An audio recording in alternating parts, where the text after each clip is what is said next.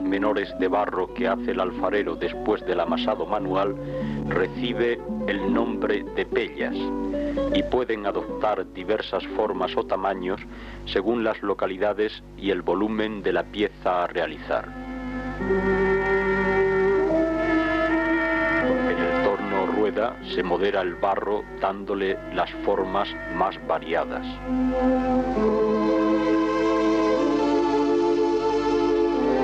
El ingenio de la rueda se basa en un principio elemental que consiste en hacer girar un disco sobre un eje vertical y, aprovechando su movimiento, dar forma a la pasta que se fija sobre él. A pesar de ser un instrumento sencillo, durante milenios el hombre careció de él y modeló sus vasijas a mano.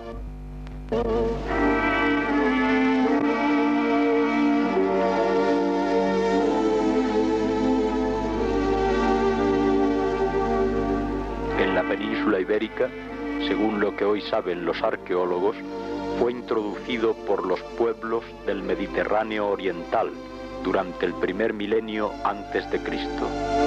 Su uso supuso un gran avance técnico.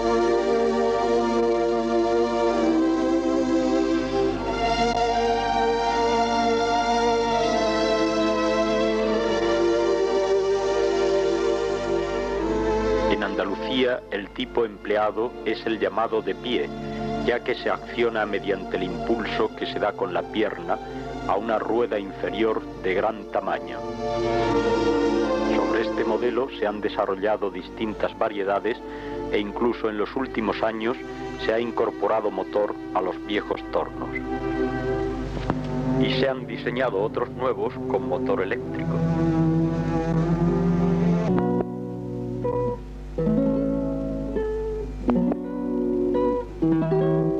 Después de limpiar la cabeza del torno con la raedera, el alfarero fija una pella sobre ella. Antes de modelar cualquier pieza, la pella debe centrarse bien.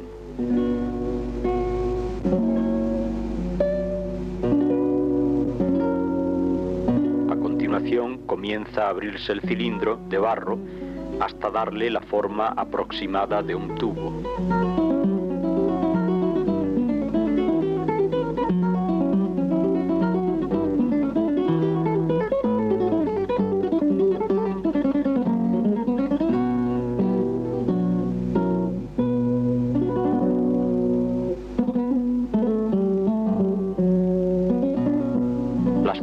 Van dando forma al cuerpo ayudadas de pequeños instrumentos como el trozo de caña partido por la mitad que ayuda a refinar la superficie exterior de este cántaro.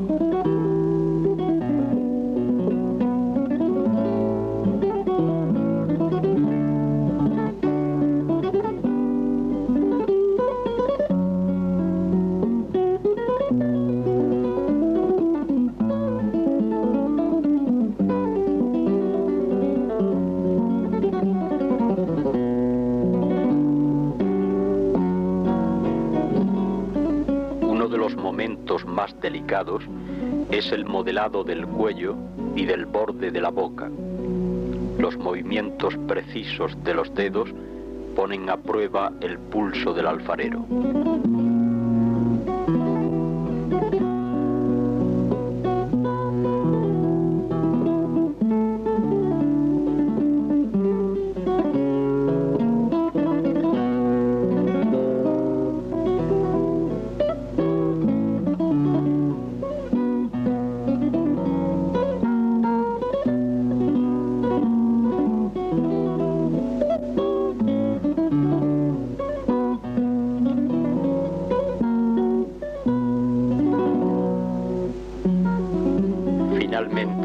Se descarga el fondo del excesivo barro que se dejó al principio para que la pieza quedara bien adherida al torno y se separa del disco cortando con un sedal. Hemos pedido al alfarero que abra su pieza por la mitad para mostrar la labor de la mano que durante casi todo el modelado mantiene dentro de la pieza, contrarrestando la presión de la otra mano y haciendo subir la pared de la pieza con un grosor uniforme.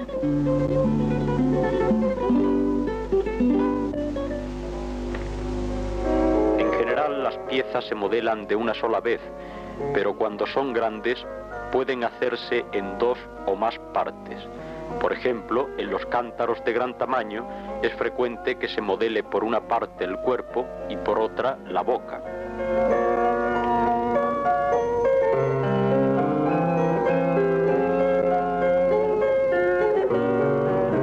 Mientras están oreándose los cuerpos para que tomen consistencia, se modelan las bocas del tamaño y forma aproximados que luego se les va a dar.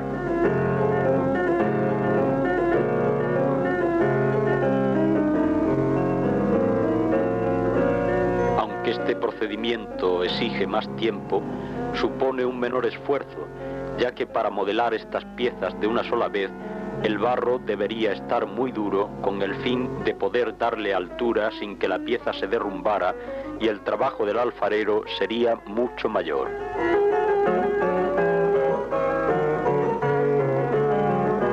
Para unir ambas piezas, el alfarero modela una horma sobre la que fijará el cuerpo del cántaro, espolvoreando previamente ceniza para que no se pegue al barro fresco de la horma.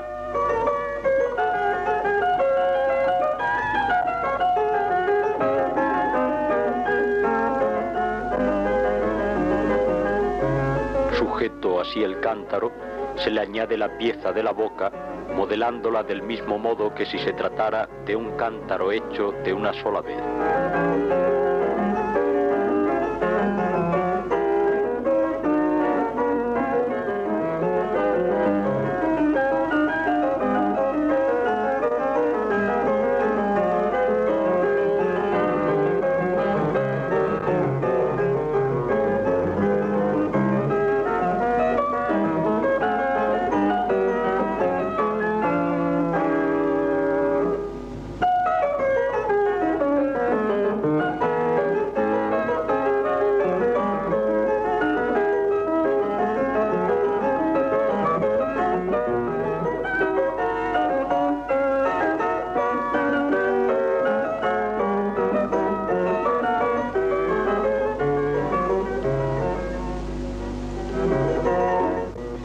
Ya fuera del torno se colocan las asas o cualquiera otra parte suplementaria que complete las piezas.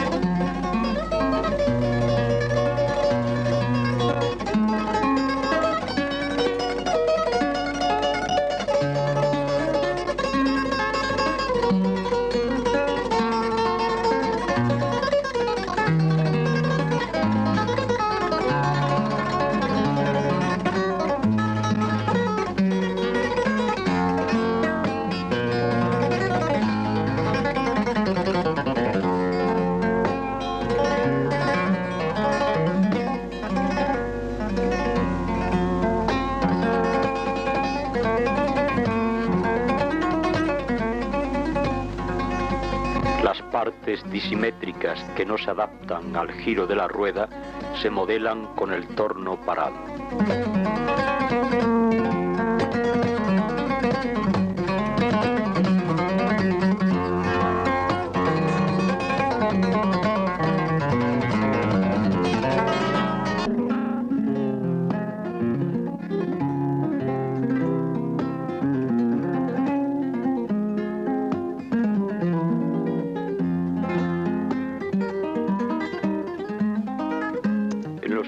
Andaluces es frecuente terminar la pieza llevándola al torno por tercera vez para raerle el fondo, haciendo diversas molduras y adelgazando las paredes al máximo.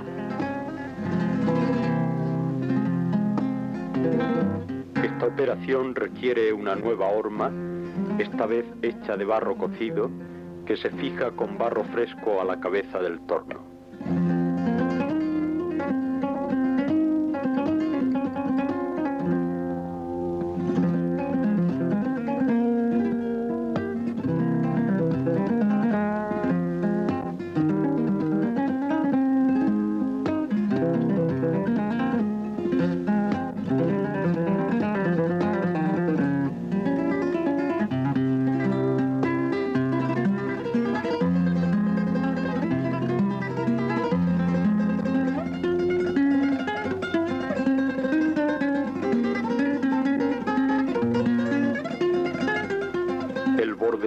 horma se guarnece también de barro fresco, se le da la forma adecuada para que asiente bien el cántaro y por último veremos aparecer una vez más el procedimiento de la ceniza para que el cántaro no se pegue a la horma.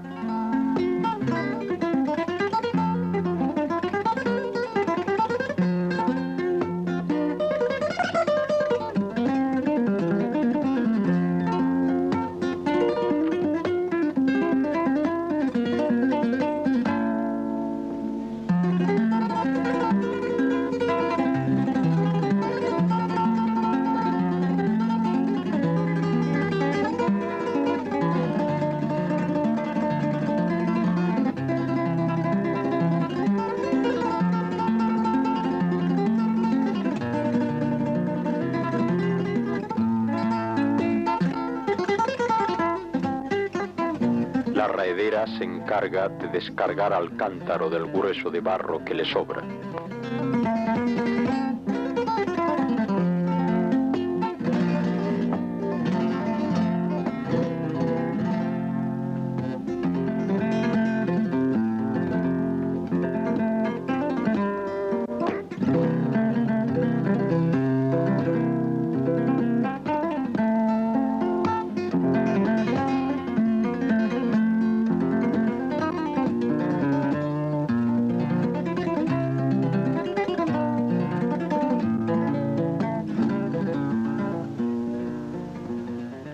La naturalidad con que vemos levantar las piezas no se adquiere en unos días, muy al contrario requiere años de lento y laborioso aprendizaje.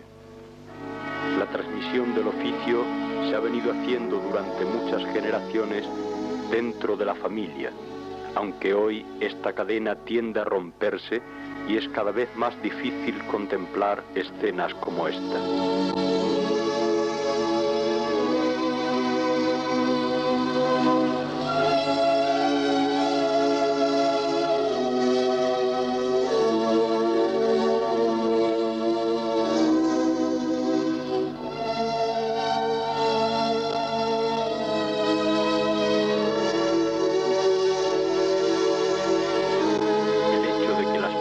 Se destinen a un uso práctico, no impide que en ellas se plasmen ideas estéticas o adornos cuyo desarrollo en la cerámica popular andaluza es sorprendente. Las decoraciones más sencillas, incisas en el barro con la caña, un trozo de peine, carretillas o instrumentos similares, se realizan aprovechando el giro del torno.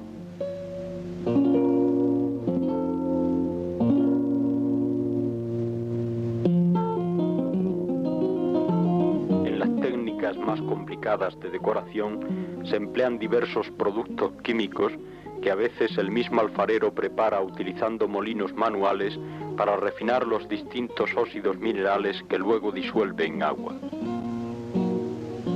El vidriado más elemental y extendido es el de sulfuro de plomo, también llamado alcohol de alfarero, que aplicado sobre la pieza le da un tono melado. Pero los alfareros saben aprovechar las distintas tonalidades de los óxidos y obtienen de su combinación decoraciones de gran efecto.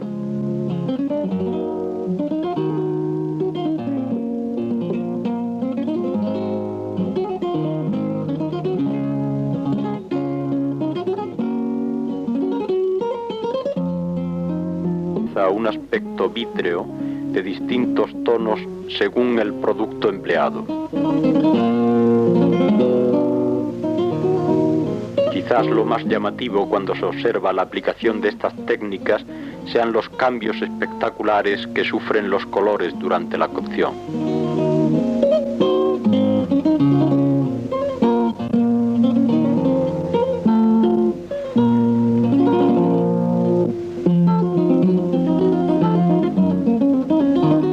Frecuentemente las piezas reciben un baño de arcilla o de un óxido disuelto, como el de estos remates de piña usados como adorno en nuestras azoteas y tejados.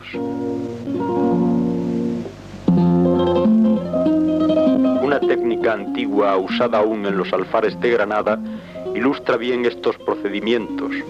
Tras un baño de una mezcla cuyo elemento principal es el óxido de estaño, se procede a dibujar con pincel la decoración, utilizando óxidos de cobre y cobalto que darán al cocer tonos verdes y azules sobre el blanco del fondo.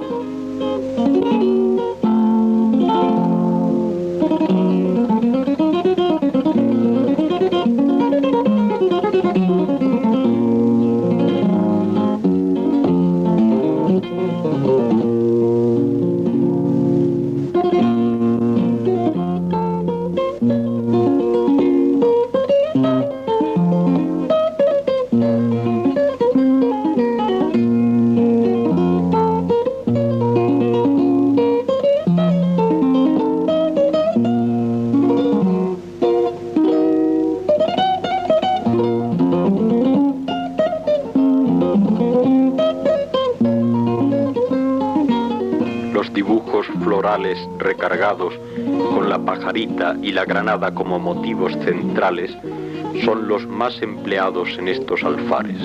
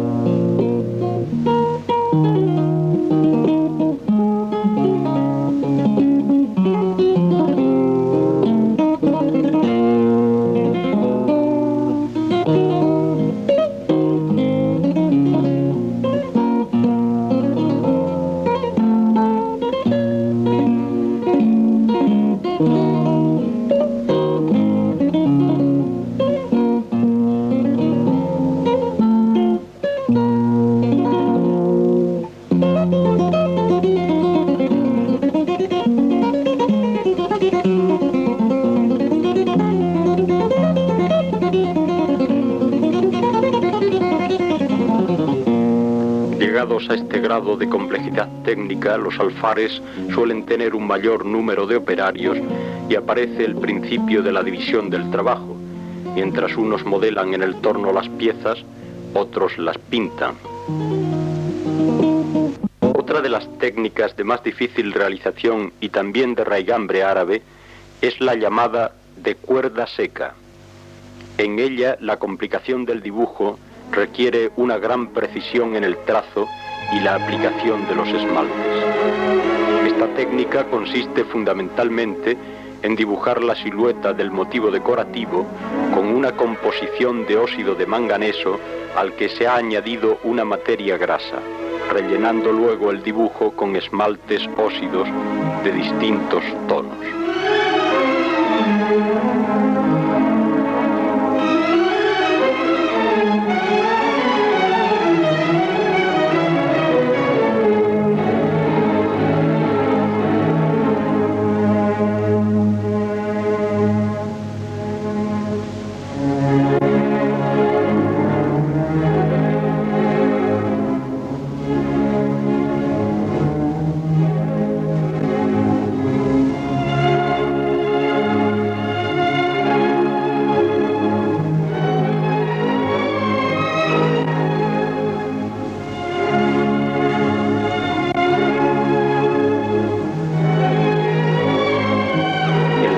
Graso del dibujo impide que los colores se mezclen al fundir durante la cocción, consiguiéndose una gran nitidez en el diseño.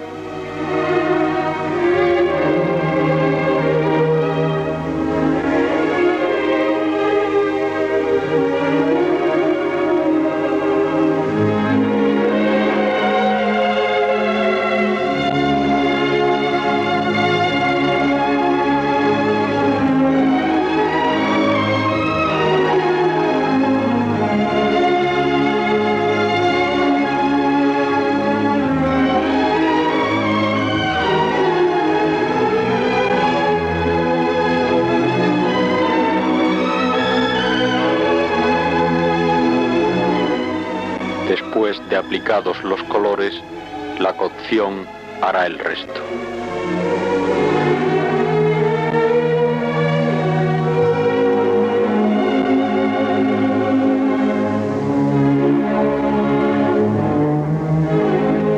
acabadas y antes de cocer, las piezas se dejan secar hasta que se endurecen por la pérdida de humedad.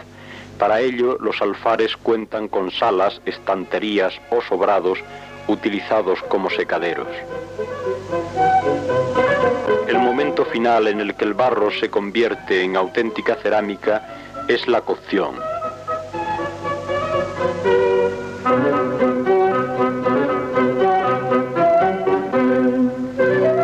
Los tipos de hornos andaluces son muy variados, pero en esencia se componen todos de una cámara superior en que se cuecen las piezas y una caldera inferior donde se enciende el fuego. Ambas se comunican por una especie de rejilla que deja pasar el calor. La cámara, a su vez, posee respiraderos en la bóveda para facilitar la combustión. Los hornos han sufrido la natural evolución industrial electrificándose o caldeándose con gas. La carga del horno es una operación lenta y minuciosa. Las piezas deben colocarse aprovechando al máximo la capacidad del horno y ajustadas de modo que no puedan moverse durante la cocción. De no ser así, las contracciones y dilataciones, efecto de las altas temperaturas a que se ven sometidas, podrían hacer derrumbarse alguna parte de la carga.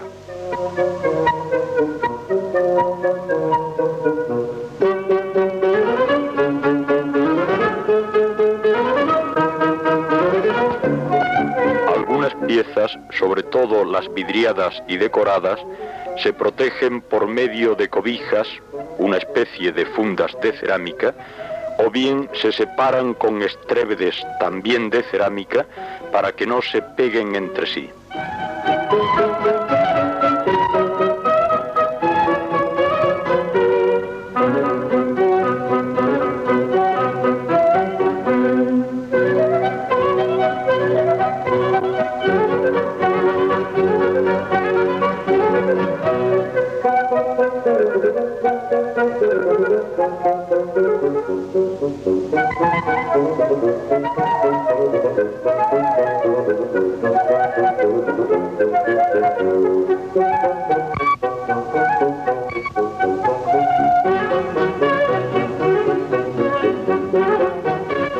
El horno, una vez cargado, se cierra con un tabique de ladrillos.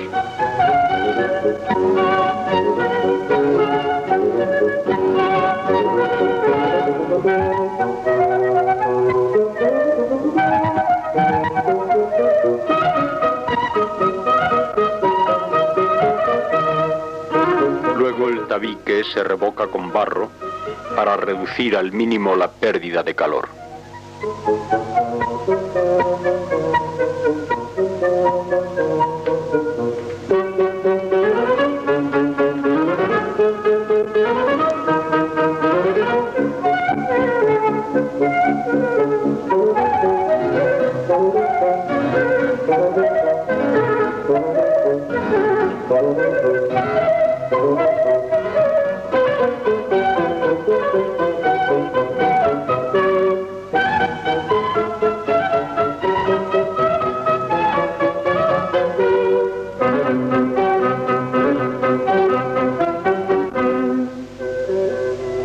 Una vez encendido el horno, se alimenta casi constantemente hasta alcanzar la temperatura deseada.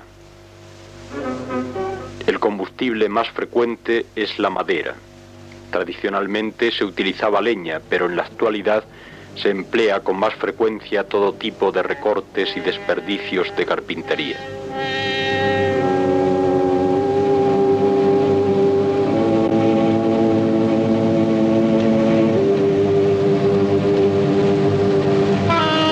Las temperaturas de cocción suelen oscilar entre los 600 y los 1000 grados, según el tipo de piezas y de vidriados.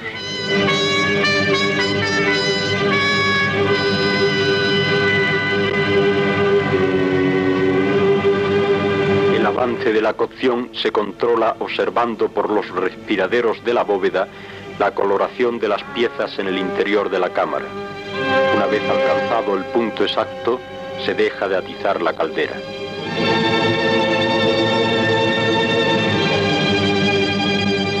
El horno ha de dejarse enfriar lentamente durante 1 o 2 días, ya que un brusco cambio de temperatura rompería la mayor parte de la carga. Para ello se tapan todos.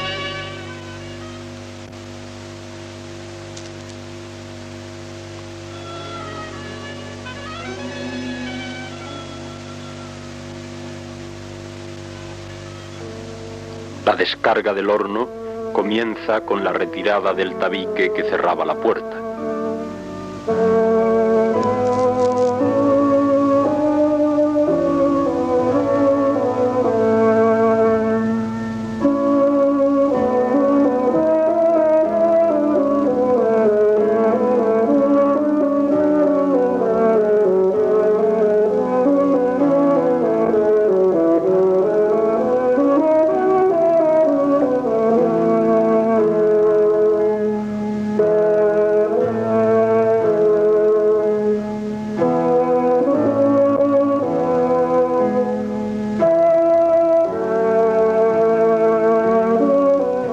Conserva todavía cierto calor y las piezas van saliendo de él despacio, una a una, del mismo modo que se introdujeron.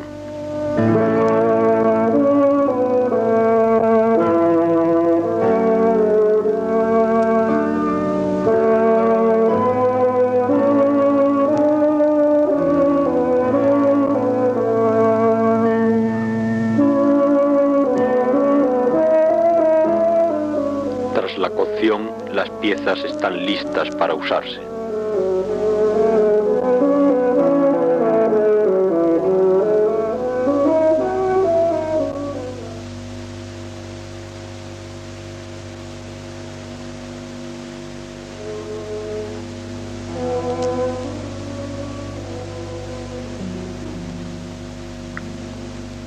La introducción de materiales modernos ha hecho que casi desaparezca la utilización de la cerámica que durante siglos ha acompañado al hombre en la cocina, en la despensa, en el campo, en el transporte y en tantas otras actividades. Sería de lamentar que la tradición acumulada en la historia de la cerámica andaluza, la más rica y variada de nuestro país, se perdiera por imperativo de los cambios culturales y tecnológicos que experimenta nuestra civilización.